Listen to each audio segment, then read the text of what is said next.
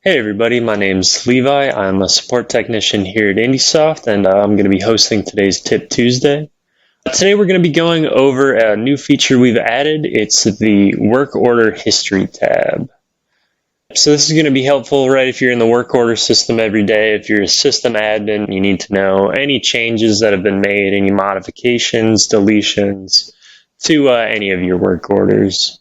This may seem similar to the equipment history that we have here, the admin logs on our equipment tab, but we've just added a new tab altogether just for work order history. So I've got a new work order for us, so let's just dive in and take a look. Awesome. So, right, standard work order up here, right, I just made a new one. Yep. So we've got all our same tabs, just this added history tab. This information up here is going to be logged as header information, and then this is going to be logged as detail information. So yeah, let's just make some changes here and see how that comes out. Yep, we've got a calibration event, and then we'll set the due date. Let's say, we actually opened this last week, not today. Awesome. So we can save all these changes here.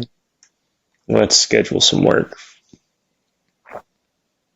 Let's try 10. Awesome. Yeah, we'll add some charges, just like normal. Yeah, give it a unit of 10. Awesome. And you can go through all of these, of course. And then just to show, we'll add an employee over here. Let's add myself. Going to do some work today. So now let's go check out this history tab. Perfect. So we have all these. These are our standard fields here. These are all sortable and filterable, right? So let's say I only want to see any header changes that have been made. So I can filter by that there.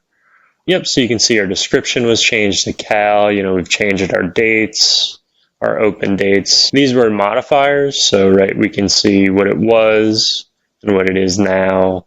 Like here as well, right? You can see it was edited right by about a week. And then let's see what else we have. So we can filter by all, then let's sort by time. Right, and then down here we can see we have the details, right? So we've associated an event, and then we've also added a charge. So we have the charge add and the employee add here. If we were to modify this, right? So if we were to, I meant to go here. If we're going to modify this, we could change this to 100, and then when we come back here, we can see that the charge, right, was changed from 10 to 100. And then if you want to neaten this up a little bit, we can right click and we can turn off the notes, right? So this will just kind of give us just a brief summary of what was done. We can see the new values over here. But for some of them, like these charge changes, we're going to want to turn that on to see what was changed. So as well as adding details and modifying details, we can also see deletion of details. So that'll be helpful to know if charges were removed, if work was removed when that was done. It also links the username as well. And there we go. So we can see that detail delete right there. And if needed, we've got a bunch of history on this one work order.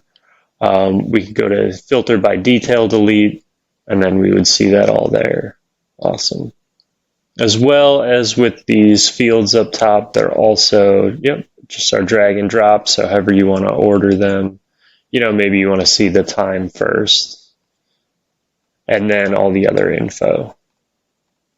And again, you can turn off the preview notes and everything there. Awesome. Well, that's going to be our new work order history feature. Happy calibrating, everybody.